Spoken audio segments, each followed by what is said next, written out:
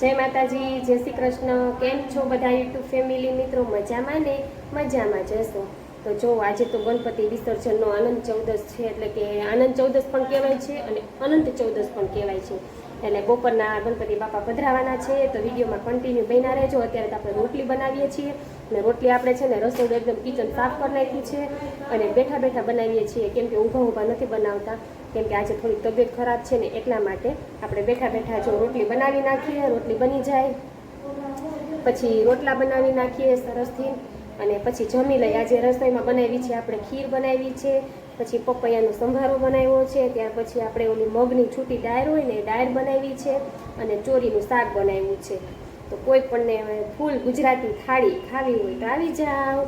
અને આપણે રોટલી જો 2 પડવારી પણ બનાવવાની છે અને 1 પડવારી પણ બનાવવાની છે, કેમ કે અમારી 1 પડવારી હોય અને રસની 2 પડવારી હોય। તો ચાલો વિડીયોમાં છે ને કન્ટિન્યુ બન્યા રહેજો, કેમ કે અનંત ચૌદસનું તો મહિમા તમને ખબર જ હોય છે। તો ચાલો પહેલાં આપણે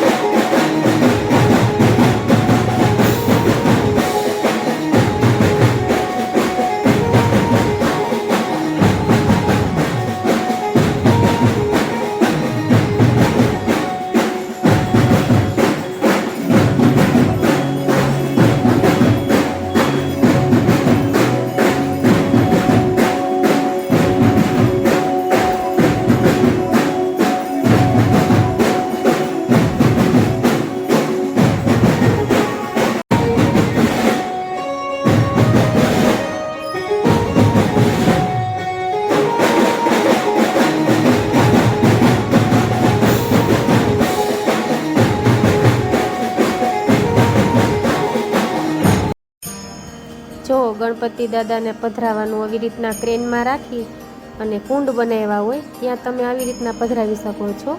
જો એટલે કોઈ નદીનું પાણી પણ આપણે ના બગડે અને કંઈ પણ એવી રીતના જો કુંડ બનાવે, એટલે કુંડ બનાવેલા હોય છે તેમાં બધા ગણપતિ બાપા પધરાવ્યાના છે। માટીના હોય છે ને એટલે આપણે તરતથી ઓગળી જતા હોય છે અને આપણે પીઓપીના ને એવા હોય ને તો ઓગળતા નથી અને ત્યાં પ્રદૂષણ થાય છે। તો જો આનંદ ચૌદસ એટલે ગણપતિ દાદાને આપણે બધાથી સૌથી પહેલા દરજ્જો આપ્યો છે અને આ વિડીયો આપણે થોડુંક મૂકતા લેટ થઈ ગયું છે, કેમ કે મમ્મી બીમાર હતા ને એટલા માટે।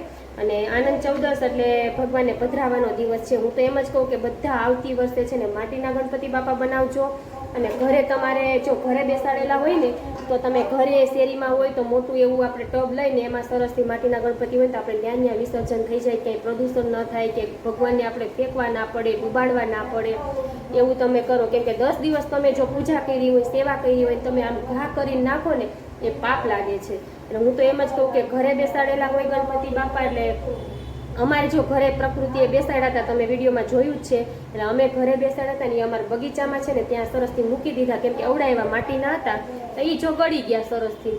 અને આ છે ને આ મોટી મૂર્તિ હોય ને એને એવું કરવાનું કે અને મૂર્તિ તમે માપે લ્યો એટલે તમે છે ને એનું વિસર્જન સરસથી કરી શકો.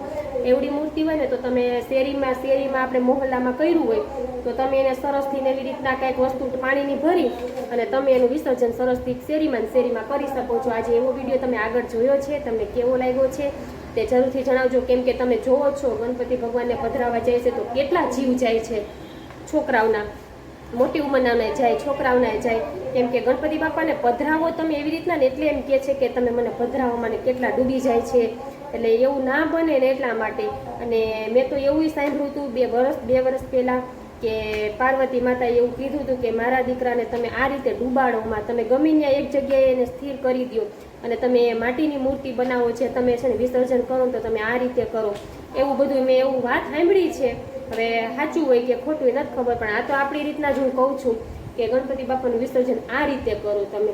જો તમે દશામાની બેસાડતા હોય તો દશામાની તમે જોવો છો ને તો તમે એની પૂજા કરો છો 10 દિવસ અને પછી તમે જ્યાં મૂક્યા હો છો ને ત્યાં એ કેવી જગ્યાએ મૂકો છો એ તમે જોવો, એને એવી રીતના પધરાવો. અને નદી કિનારે તમે જોવો ને તો ગંદકીવાળો ના હોય, સરસથી હોય અને એવી રીતના તમે પધરાવો. ગણપતિ બાપાને પણ એવી રીતના પધરાવો, હું તો એમ જ કહું.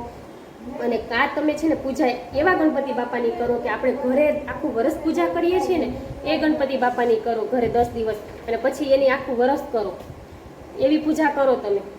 પણ આ રીતે પૂજા કરો અને આ રીતે તમે વિસર્જન કરજો. હું તેમ જ કહું. આવતા વર્ષે ગણપતિ બાપાને એમ જ કહું છું કે જલ્દી વહેલા આવજો.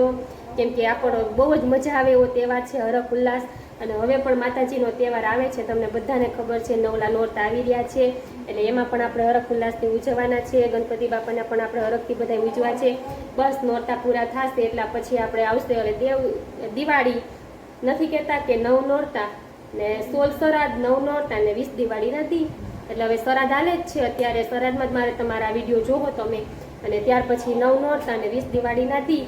બસ તો આપણે વિડીયોમાં એટલું જ કહેવું હતું કે ગણપતિ બાપાને આવતે વર્ષે તમે બેસાડો, માટીની મૂર્તિ લ્યો, સાહિત્ય માપસરમાં લ્યો અને ઘરે જ વિસર્જન કરો. શેરીમાં હોય તો શેરીમાં બધા ભેગા થઈને વિસર્જન કરો, કોઈ એવું મોટું પાણીનું લઈને. પછી એની માટી નીકળે એ તમે નદી કિનારે ગમે ત્યાં રાખી શકો છો, કાં તમારે કોઈ બગીચો હોય એમાં પણ રાખી શકો છો.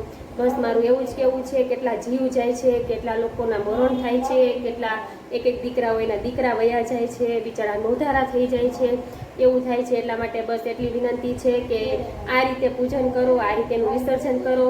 બસ તો એટલું જ કહેવું છે. તો બસ છેક સુધી વિડીયો જોયો એના માટે તમને બધાને થેન્ક યુ. જય માતાજી, જય શ્રી કૃષ્ણ, હર હર મહાદેવ ને જય ગણપતિ બાપા મોરિયા.